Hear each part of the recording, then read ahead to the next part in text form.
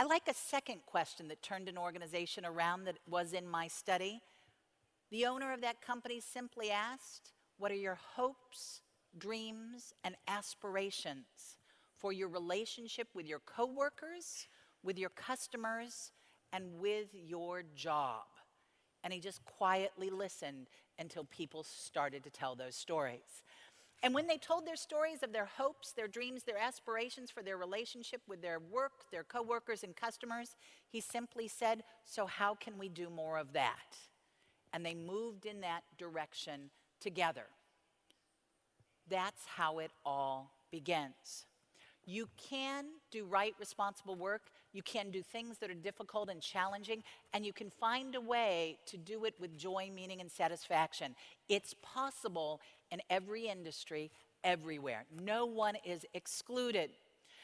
In the United States, people used to make fun of my research. They said, Leslie, this is a nice to have.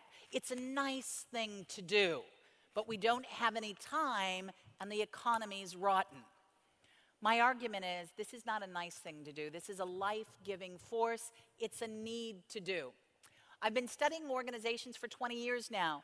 11 companies I studied deeply. I went and lived with them for days, weeks, and months, and featured them in a book entitled Funworks, Creating Places Where People Love to Work. I went back to those same companies 6 years later, after September 11th. 2 of the companies were directly impacted. After Hurricane Katrina, one of the companies was blown away and 2,500 people lost their jobs. We had a dot bust in the United States with our IT companies just going away. We had weak economy.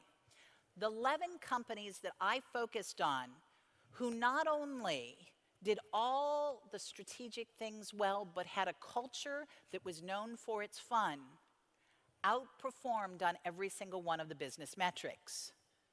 And they came through that national tragedy, that natural disaster, that weak economy, stronger and better and on top of their markets.